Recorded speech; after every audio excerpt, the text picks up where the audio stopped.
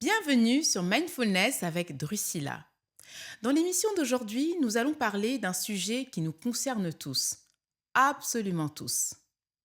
Pourquoi est-ce qu'on n'arrive pas à changer nos mauvaises habitudes même quand on sait qu'elles nous font du mal? Et surtout, comment on peut enfin réussir à les transformer? Vous allez voir, ce n'est pas une question de motivation, ni même de volonté, c'est une question de cerveau. Comme la majorité des gens, vous avez probablement déjà essayé de prendre de nouvelles habitudes, surtout dans cette période de nouvelle année. Faire plus de sport, moins scroller, mieux manger, méditer tous les matins. Et vous avez peut-être remarqué qu'après quelques jours, voire quelques semaines, tout retombe. Les études montrent que 80% des résolutions échouent avant la fin février. Pas parce qu'on manque de discipline, mais parce que nous utilisons la mauvaise stratégie. Aujourd'hui, on va parler de science, de neurosciences, de psychologie comportementale et de la façon dont le cerveau crée, entretient et résiste au changement.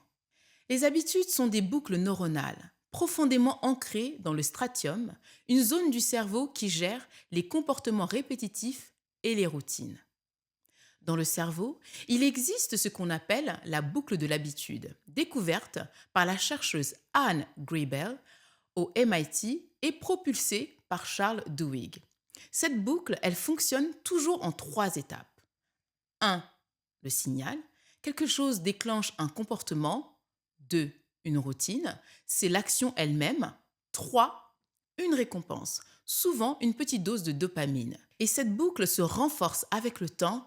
À force de répétition, le cerveau automatise. Il passe en mode économie d'énergie. C'est pour cela que nous pouvons conduire, ouvrir le frigo, vérifier notre téléphone sans même y penser. Ce sont des scripts neuronaux optimisés pour la survie cognitive. Autrement dit, on ne fait pas nos habitudes, ce sont nos habitudes qui nous font.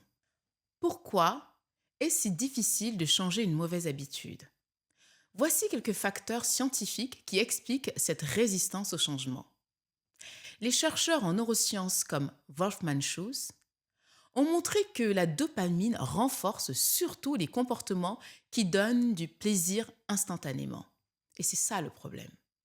Nos mauvaises habitudes sont souvent immédiatement gratifiantes alors que les bonnes habitudes ont un bénéfice futur.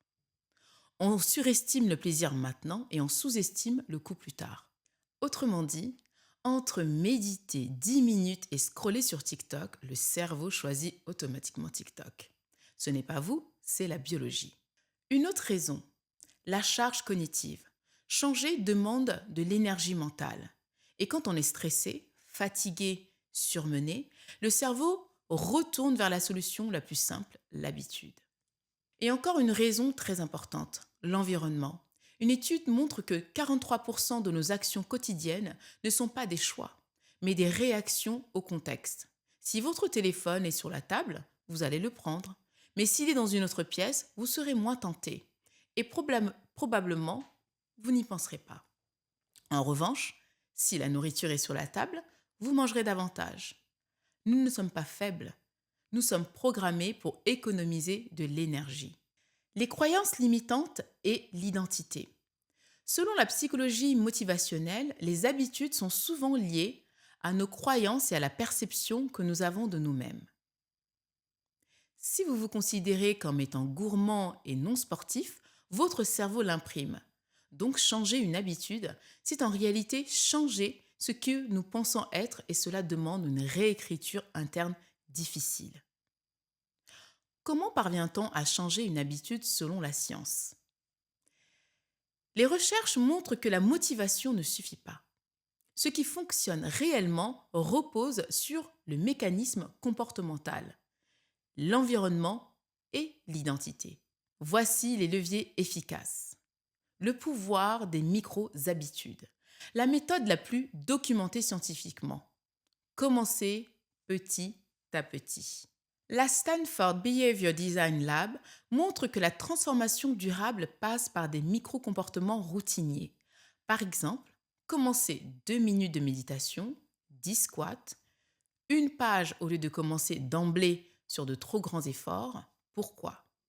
Parce que cela contourne la résistance mentale et permet au cerveau de s'habituer à la nouvelle routine sans effort cognitif important.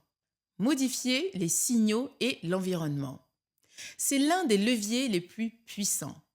Les études montrent qu'un changement d'habitude réussit mieux quand on modifie le contexte, pas la volonté.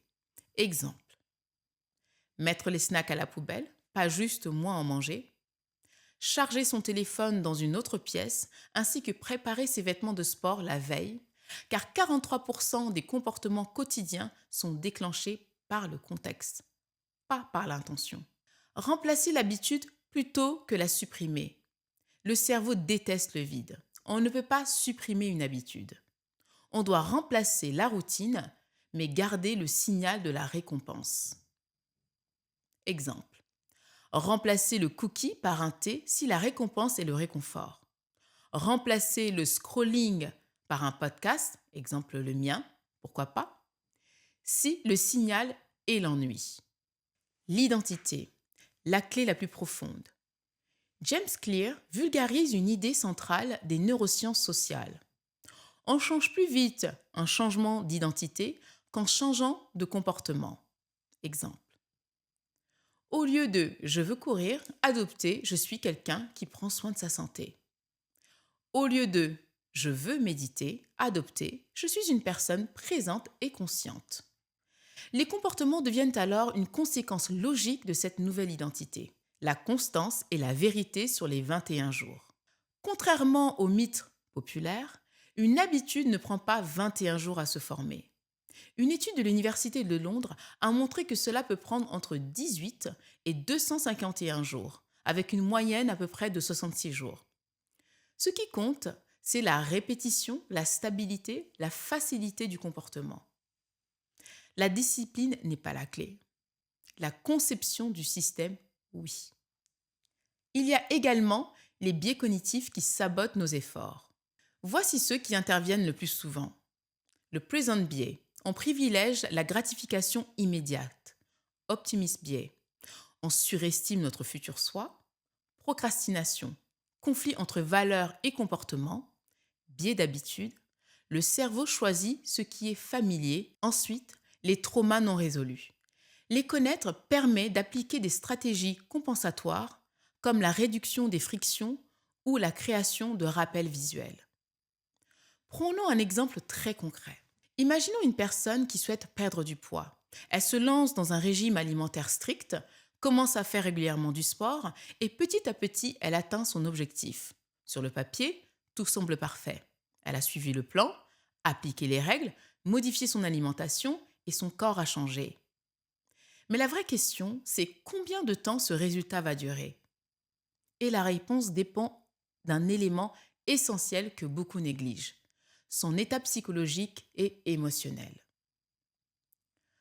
Tant que cette dimension n'est pas abordée, tant que les croyances, les blessures, les émotions enfuies, les compulsions ou l'image de soi restent intactes, il sera extrêmement difficile de maintenir la perte de poids. Pourquoi cela ? Parce que la personne s'est concentrée uniquement sur l'aspect visible, le corps, sans explorer ce qui se passait à l'intérieur, le mental, le vécu, le rapport à elle-même. Le comportement alimentaire n'est presque jamais qu'un comportement. Il est souvent la partie émergée d'un iceberg beaucoup plus profond. Un besoin de réconfort, une manière d'apaiser son stress, une compensation face au manque d'estime de soi, une protection face à une peur de l'abondant, un moyen d'atteindre des émotions difficiles ou encore un rapport au corps façonné par l'enfance ou par des injonctions sociales. Sans ce travail intérieur, le corps finit souvent par revenir à son point de départ, parce que les mécanismes émotionnels, eux, n'ont pas changé. Et on peut modifier donc son alimentation pendant quelques semaines, on peut tenir une routine sportive pendant quelques mois, mais changer en profondeur sa relation à soi, c'est ce qui permet de transformer durablement sa relation à la nourriture, à son corps et donc à ses émotions. L'aspect physique est souvent un miroir d'un paysage intérieur. Voici la formule du changement durable. Toutes les recherches convergent vers un modèle commun. Rendre le nouveau comportement évident, signal clair. Le rendre facile, micro-habitude, environnement. Le rendre attractif, récompense immédiate. Le rendre satisfaisant, renforcement positif. Et surtout, le changement se construit et ne se force pas. Donc oui, on a souvent l'impression que pour changer une mauvaise habitude, il faudrait simplement trouver une bonne astuce, le hack ultime, ou suivre la dernière tendance bien-être qui tourne sur les réseaux sociaux. Et c'est normal. Notre cerveau adore les solutions rapides, les promesses simples, les méthodes qui semblent tout régler en quelques jours. Mais la vérité, c'est que les transformations durables ne naissent jamais de la facilité.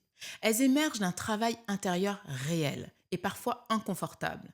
Changer une habitude, ce n'est pas seulement modifier un comportement, c'est comprendre ce qui nourrit ce comportement, ce qu'il protège, ce qu'il compense. En exemple, la procrastination peut cacher une peur de l'échec. Le scroll infini peut anesthésier une anxiété. Et une dépendance au travail peut servir à éviter un vide intérieur.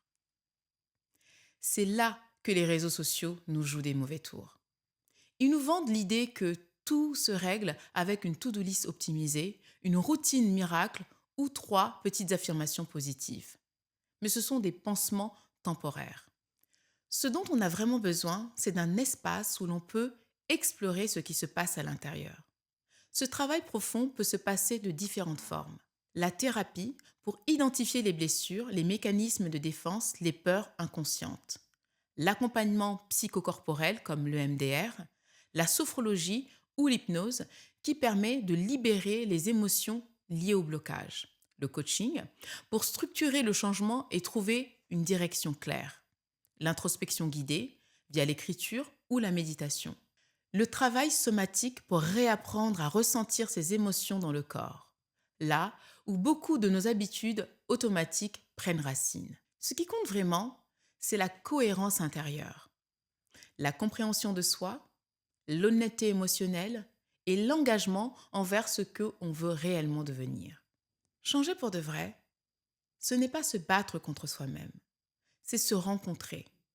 C'est découvrir ce que nos habitudes tentaient de nous dire depuis des années. Et à partir du moment où l'on comprend ça, le changement ne devient pas forcément plus facile, mais il devient plus juste, plus aligné et surtout durable. Merci de m'avoir écouté. Si cet épisode vous a plu, n'hésitez pas à le partager, à laisser un commentaire et à en parler autour de vous. On se retrouve très vite pour un nouvel épisode et d'ici là, prenez soin de vous.